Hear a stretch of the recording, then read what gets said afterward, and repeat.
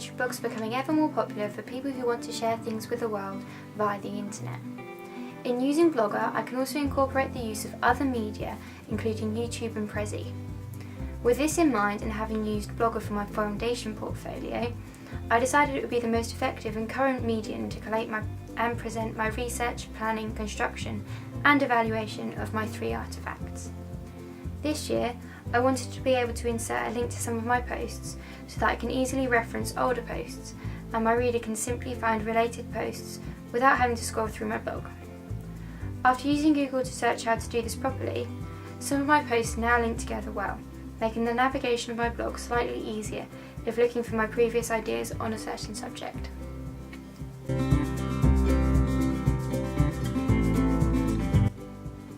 When doing my research, Google was my primary basis for searching the videos and magazine adverts that I wanted to analyse. Although I chose the digipacks I wanted to analyse out of my own collection, I also used Google Images to find some better pictures of the different faces of the digipacks to use on my blog.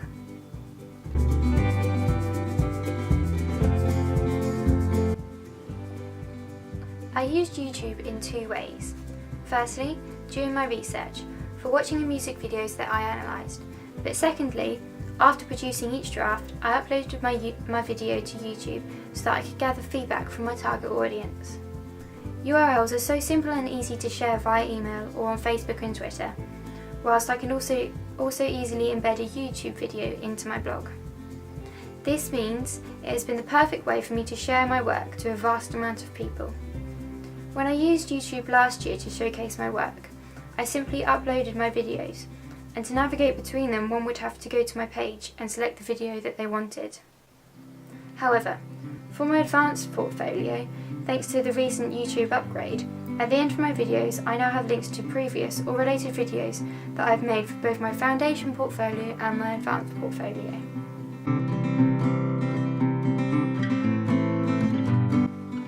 As another way to showcase my work and get feedback on my products, I put my 2 ancillary artefacts up on my Facebook page and asked my audience to reply to a short survey about the 2 products.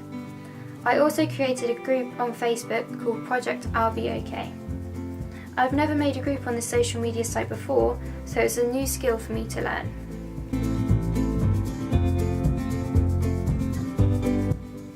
Much like Facebook, I messaged a few of my target audience on Twitter to ask for feedback on my music video. Facebook and Twitter are both popular social networking sites with my target audience, and this is why I decided to use them to get in contact with my target market.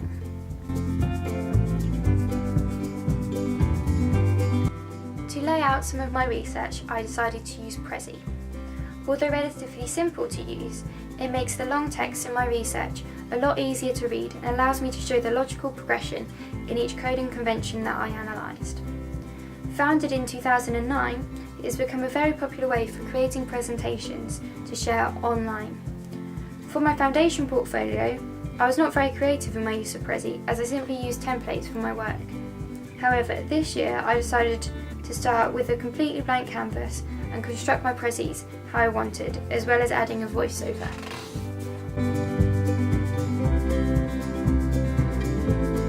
This was a new website that I discovered, and I used it in a similar way to how I used Prezi, as a platform to present some of my research and evaluation. On this website, I have the ability to place pictures and text wherever I like on my wall. Although it's not as interactive as Prezi, it's still another medium which shows the range of technologies I've had the opportunity to use in this product.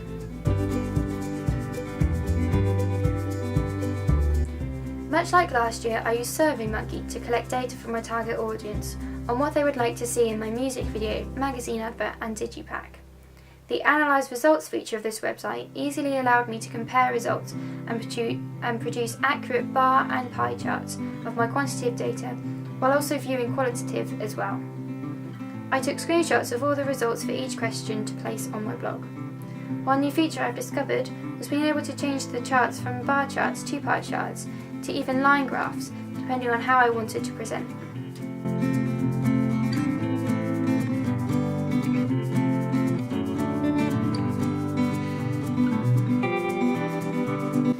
For my foundation portfolio last year, I used my small Canon HF200.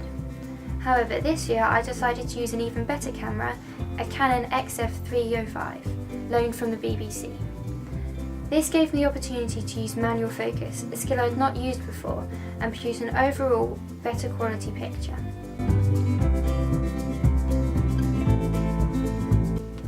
During my filming, I scanned my storyboards into my iPad using the Scanner Pro app. This meant I could carry my storyboards around with me, without having to worry about the pieces of paper getting blown away in the wind. By using Scanner Pro, instead of simply taking pictures of the pieces of paper, the documents were a lot clearer to view, whilst demonstrating the variety of apps these days.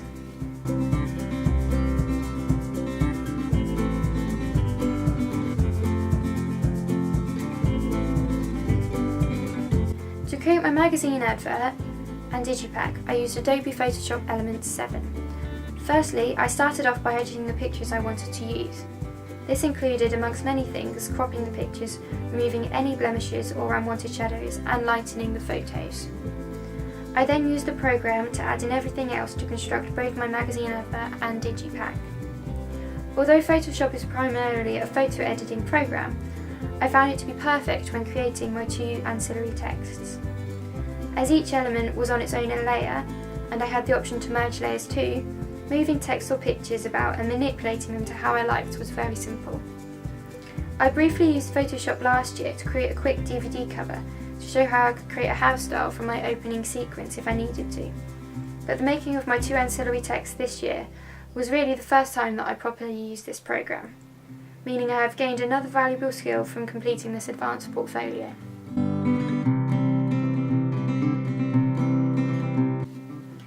As I had great success using this software last year to create my thriller opening sequence, I decided to once again use it this year to construct my music video. The built-in media generators and effects particularly came in handy when distinguishing between my split narrative, but they also helped to make my video flow better. A key skill that I learned this year was how to remove reflections from a shot. I did this by using the gradient effect and manipulating the size and the shape to cover the side of the piano. To see exactly how I did this, please see my How to Remove Reflections post. I downloaded this piece of software to create my how-to style video for my blog. After gaining feedback from my audience, I found I needed to remove some reflections in a few of the shots. Once I had found the most effective way to do this, I used Captivate 7 and its video demo option to record my screen and my voice in order to show exactly how I did this.